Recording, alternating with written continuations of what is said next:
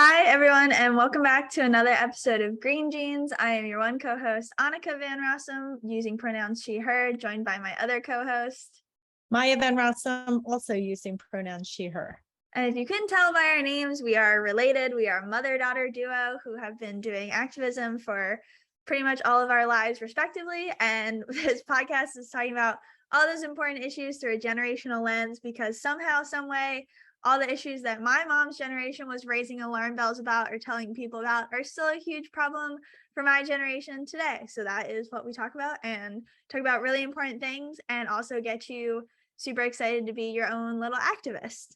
So, Mom, do you want to introduce today's topic? No, I want you to introduce today's topic because I thought it was a great idea that you brought forth, and I certainly have some opinions on it.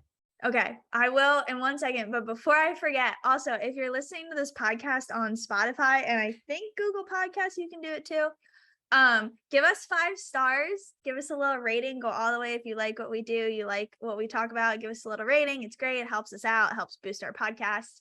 And if you care about the environment and people and all good things in the world, you should do it.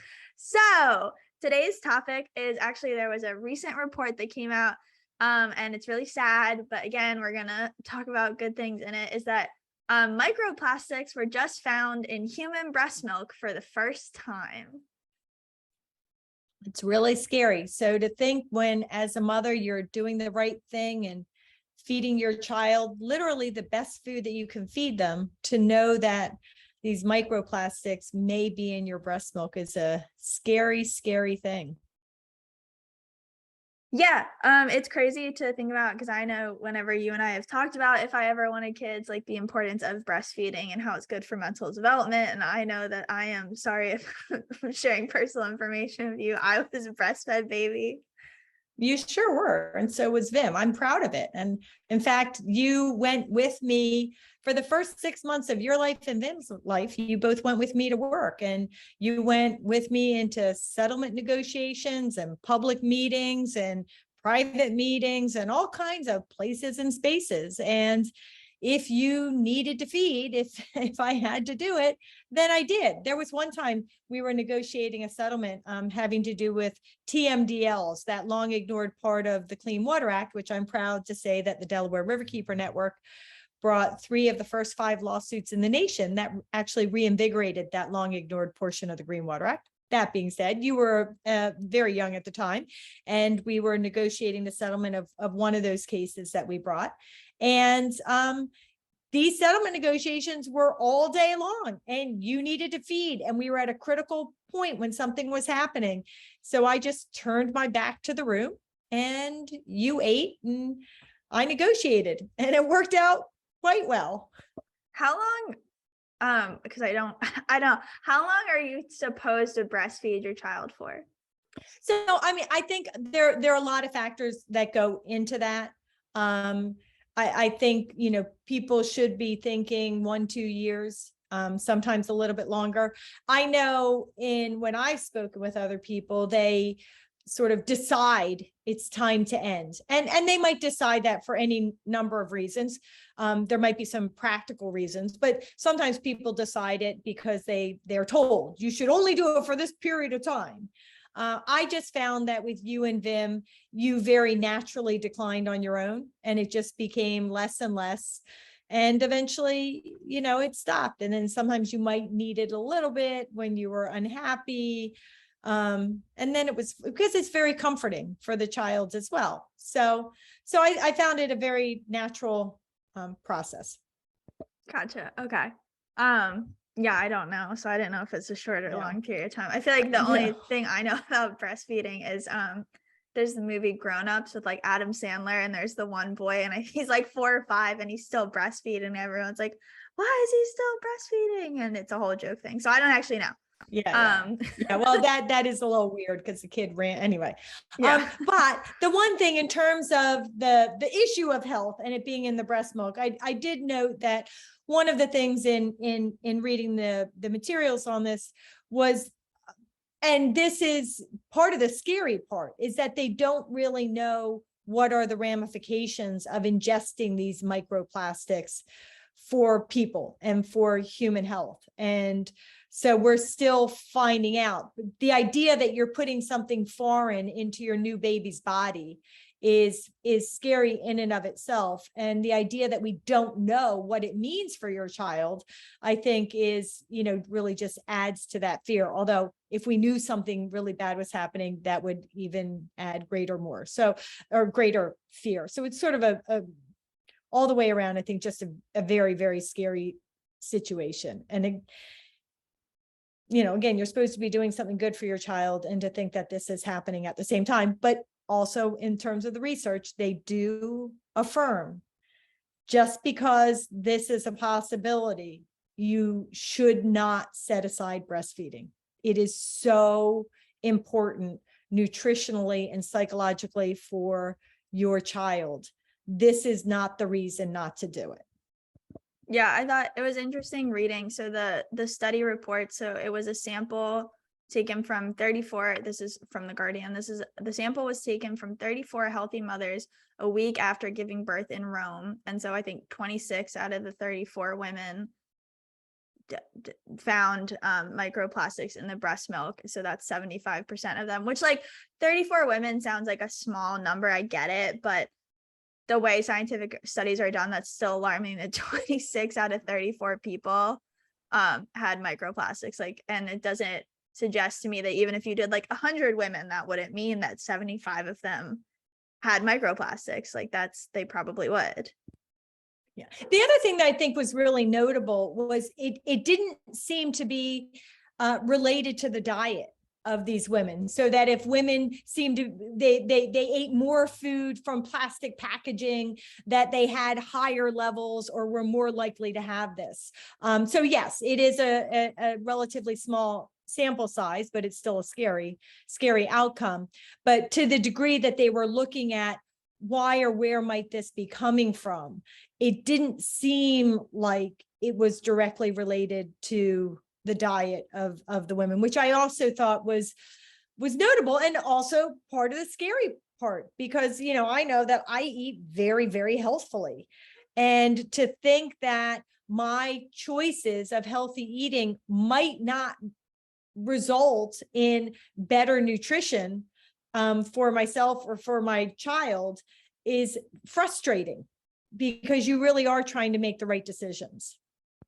Yeah, I mean, I think it's definitely, and I think the hard thing, this aside, in my own personal view, don't feel like the reason like they end up pushing formula, and why I know like several older women who, by older I just mean women with babies who are not me, do formula and things like that, is because they don't really feel like their workplace is very accepting, or their job really makes a space for them to be able to breastfeed or pump during the day. And I don't think we make society very acceptable or easy still, even to this day, for women to be able to breastfeed. I mean, I even know when I worked at Philadelphia Zoo, they had a great policy where like we weren't discriminatory because women were breastfeeding.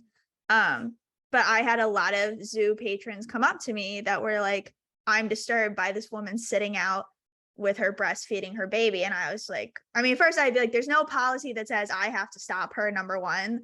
But I was really personally was like, I don't care. Like, that's, and knowing too, I was like, that's nutritional value for the baby. I'm not sorry that it makes you uncomfortable. Look away. You're in a zoo. Go look at anything else. But I definitely, I don't know. And I think it's just hard. I feel like it's really hard to even consider, like, it's hard for some women to be able to be okay breastfeeding depending on their situation. And then also to know that if you are able and comfortable, you still might be putting your child at risk from like literally things coming out of your body, because society has put people at risk because of microplastics. First off, let me say, in response to what you were saying about the zoo experience, there are a lot of things that people do with their children that distress me.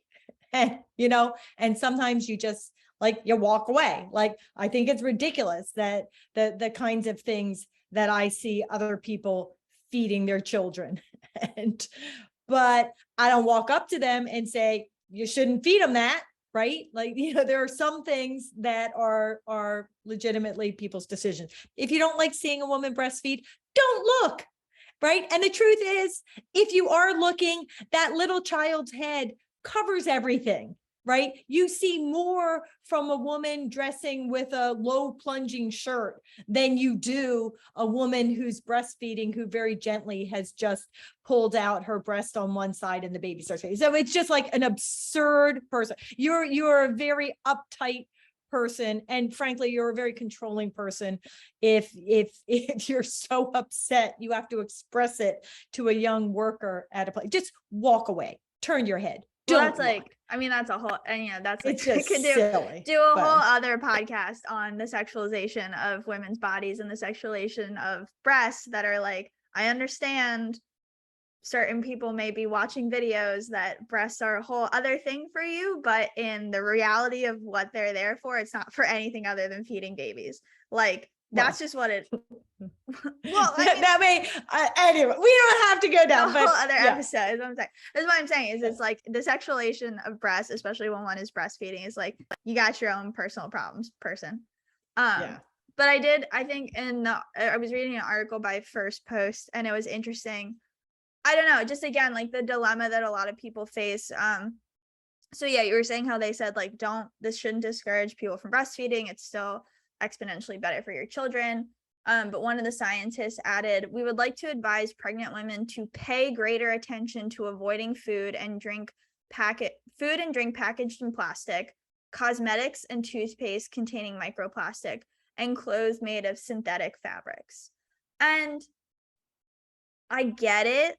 Like I like, like, yeah, that's what you advise against. Just like, don't, like, you're not supposed to drink or eat this when you're breastfeeding or things like that. But some of those things, like even like cosmetics and toothpaste and the clothing with synthetic fibers, like if you don't have that much money and you're only buying your clothes at a thrift store, or you're not trying to do fast fashion, you're buying your clothes at a thrift store, like that's what's available to you. If you only have so much in your budget, like the toothpaste you can buy is the toothpaste you can buy. For some women, like wearing cosmetics is what gives them the confidence to like go out in the world, and that's a whole other thing about societal standards and whatever. But just like, again, that because of big corporations and government not monitoring these things, it's like, it's up to you, person, it's up to you, future mother, to make the better choice, as opposed to like, why aren't we going after the people who are putting this in our food, our drink, our freaking toothpaste? Like the toothpaste one sent me. Yeah, I think that you're right. I mean, I really do think it's placing the burden of responsibility on the individual. And even if you have a whole lot of individuals making right choices, you're going to have a whole lot of individuals who don't. Now, that being said, I do want to make sure that living in this world, I am making the right choices. I am making the choices that I can make for myself, for my family, and for my environment. And there are a lot of things where you are 100% right. The problem is that we allow it to happen. That being said, there are also times when it really does make me manic to see the choices that people are making. So how do microplastics get in the environment? You just alluded to some of them, Annika, that they are found in personal care products, that they are found in clothing. And so when you're washing, when those clothes get washed, like the bits get washed out into the environment. They're also the result of single-use plastic products like water bottles and straws and things like that are getting thrown away and end up in the environment, and slowly degrade over time because of wind action and water action and heat and all the things that happens when plastic's in the environment, right? And it slowly breaks down into these little bits and pieces and then becomes ubiquitous throughout the environment. And so we do need our government officials to say, no, you don't need that. That's not appropriate. That's not essential. Again, in these personal care products, in these materials, in single-use plastics, we should be stopping all of those things. But when we can make individual choices, it behooves us to do what we can to be part of the solution while we're advocating for government to make that change. And I will, that's my caveat sort of introduction to this other bit that's related to children and microplastics.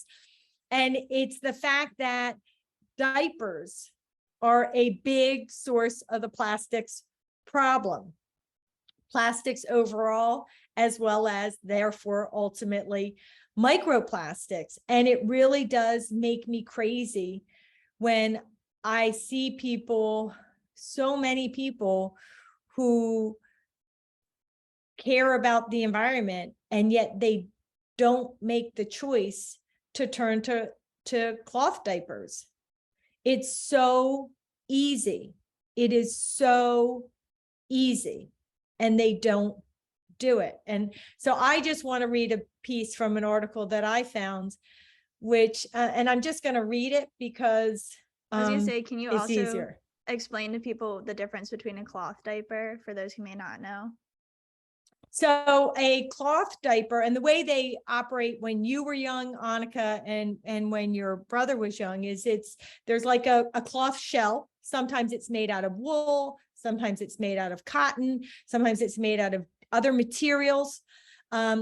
And it actually does have Velcro that seals it. And then inside that sort of shell, that's the shape of the baby's bottom and everything, is a cloth liner, a cotton liner that you put, that's very thicker and absorbent, and you lay that in the shell, and then the shell closes up just like a usual diaper, right? You fold it over the baby's bottom and front parts, and you know, whereas on throwaway diapers you're doing this sticky tabs to seal it, on these reusable diapers you're velcroing it closed. It looks exactly the same, but it's made of materials. And then when the inside gets soiled from tinkle or poop, you take the inside out and you might put down just another cotton lining, or sometimes over time the shell gets wet, right? The tinkle seeps through, and then you just change the whole thing, and then you wash it in your washing machine. and it's really pretty easy. I know some people use diaper service. I just use my washing machine, and it worked really well.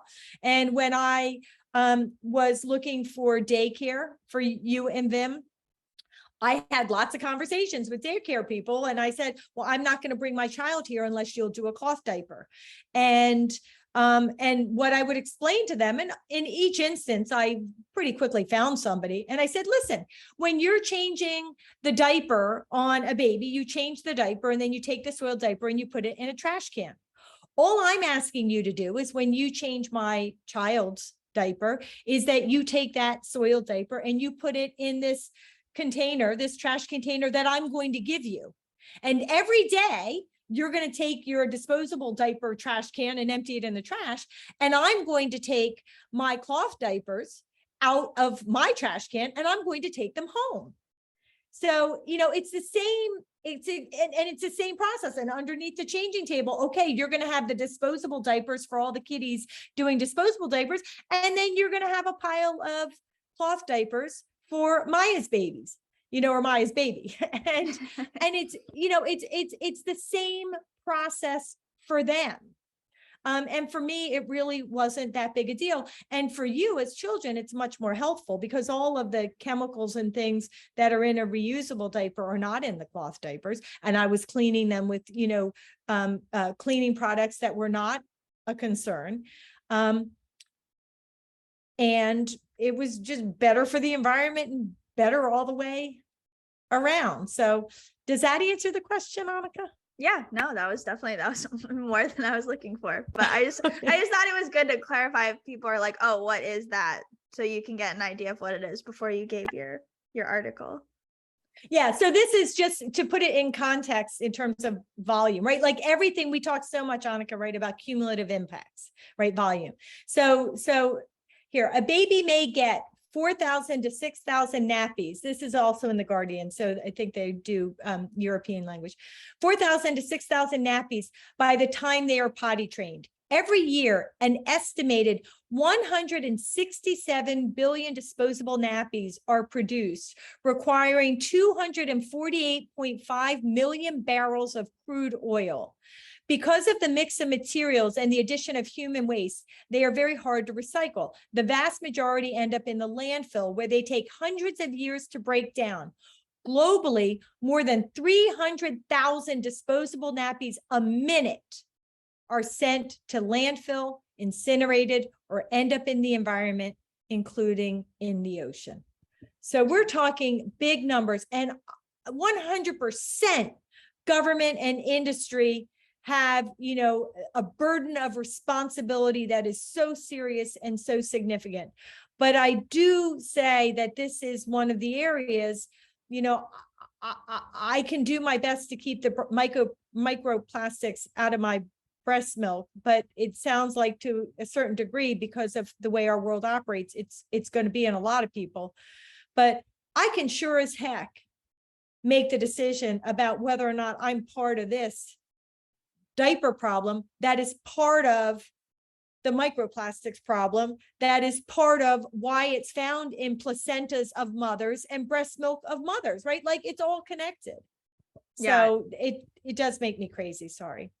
No, it makes sense. I mean, I think for me, it's like one of the big concerning things is there are, as much as also like the individual can make a lot of choices. I mean, we do know like sometimes things push come to shove and you're out in the world without your reusable water bottle and you're about to pass out. You have to take the plastic, or, like that emergencies pop up where one has to, or situations pop up where one has to make a choice to ingest some kind of packaging or whatever. And also, I think the fact that these are all studies that have now started to become apparent in my lifetime, in my area, like, I don't know. And none of the articles, because obviously it's still ongoing, like suggest how long, if at all, one is able to like dispel this from your body to not have a negative effect. Like, I don't know, does that mean if I was going to have a kid, not going to, don't worry, you're not an OMA yet, but if I was going to have a kid,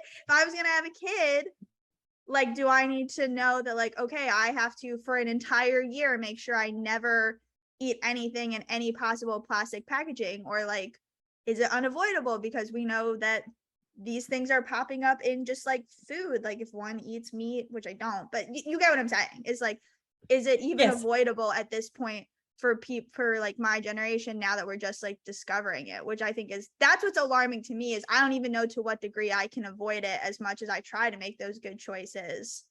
Like, and that is where government, right, has to take responsibility. And that is why you and I talk so much about, yes, there are individual choices people can and should be making, but very, very much a part of the solution is to address the problem of government laws and decision-making that allow industrial operations and manufacturing operations that create these, and fossil fuel that create these products or outcomes like energy, and that are harmful to people and the environment, that are, harmful to future consequences, because it really is their job to know, right? We can't all know everything, but government is a collective of people. It's a collective of experts and scientists and lawyers, and that collective does know and should make it their business to know. And when they do know, should take the actions necessary so that we, the people, are protected. So, it's not hard to make those choices. It's not hard to find those solutions. Or in fact, we don't have to make a choice because it's only good stuff that's being offered, right? So it is important to recognize that we all do have a level of responsibility, yes, but a big part of that responsibility is ensuring that we put government officials in office and hold government officials accountable to make it so that we can make those good choices, and or to negate the need to make them because the government hasn't allowed that bad stuff to advance. Yeah, no, definitely. I agree. And something I wanted to bring up. So I told you before we started this, that I had a little personal anecdote that I thought you might enjoy. So when I was reading these, he's popped up in a few articles. There's Professor, I'm going to say the name wrong. Maybe you'll know how to say it. Professor Dick Vitach, it's Dutch, Vethaak. So I might be saying it wrong. I don't know how you. Vitach, yeah, maybe something. I know, I always get my noise mixed up. Of the Vrij Universiteit in Amsterdam in the Netherlands. So first, Vrij, it's when I was studying in Amsterdam, I went to the UvA, and the Vrije Universiteit is called the VU. And the VU is actually where Oma studied. So Oh, that's so great. for those who maybe haven't been keeping up, Oma is my grandmother, my mom's mom, who I think it was when she was getting her nursing degree. She was at the VU. Yeah. So she was studying to be a doctor. Yeah. But she ultimately didn't pursue that career. She ended up becoming a mathematician and getting her PhD in mathematics after she had her children. Yeah. So this professor who studied at the VU, or taught at the VU, I guess it wasn't clear. Either way, his is the study that found microplastics in human blood last year. So I just wanted to bring in that the VU is great and produces great people who find out very sad but cool things. So now they found it in placentas, in blood, in breast milk, and in environments around the world. And we really do need to get control of it, because we've heard a lot about animals eating these plastics and microplastics, and seeing horrifying videos of animals with plastic bags in their stomachs, or sea turtles with straws up their noses. Oh my gosh, it just makes me cry thinking about it again. And now people are ingesting it too. And it shouldn't take the harm to people to make people to want to act. But I think it does bring it home to people that if you want to protect yourself, you have to protect the environment too. Yeah, and I mean, I think too that we're at the point where I'm trying to figure out how to word this, but we're at the point where like newborn infants who would be the most innocent of the innocent in the world, who have like literally no choice in everything because parents make the choice every day for them, are now put at risk, and not even at the fault of parents, because we're just learning about this study, that are now being put at risk from the moment they come into this world and are ingesting pollution from the moment they come into this world because of microplastics. Oh, can I just offer one other thing on the diaper front? I'm sorry. I know that there are environmentally friendly or less environmentally harmful diaper options. And certainly when, you have to travel, right? There are, just like you said, with the if you're out there and you didn't get your water, you forgot your water, or something happens, right? There are exceptions to every circumstance and every rule. And so certainly there are times when having those disposable diapers makes a difference. And then picking that more environmentally friendly option is certainly more responsible and more environmentally friendly. But even those more environmentally friendly diapers very often do have a fair amount of plastic stuff in them. And they do end up in the landfill. And one of the things that the studies talk about is, when people take the diaper off the child, they sort of roll it up into this tight little ball and then they throw it away. And then that ball goes into the landfill. And even though you have organic material on the inside that could supposedly biodegrade, because it's all sealed in this ball or plastic or mishmash of things, it can't do that. And so when you have to make that choice, there are certainly better options, but overall the net effect is still you're doing a one-time disposable product, when perhaps there are other better options, such as cloth diapers. And cloth diapers, it is a more significant upfront expense. That is true.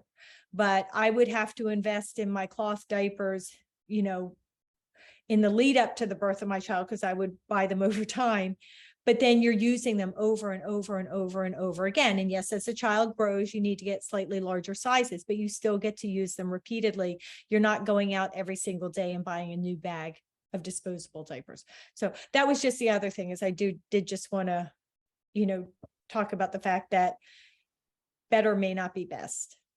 Yeah. Well, I mean, yeah, And it's a personal pet peeve, right? This is something, because I just see people all the time, oh, it's gross, or oh, I can't do it, or oh, how will I do it? Or like you said, oh, what does it look like? It's like, how does it work? Oh, it's not that difficult.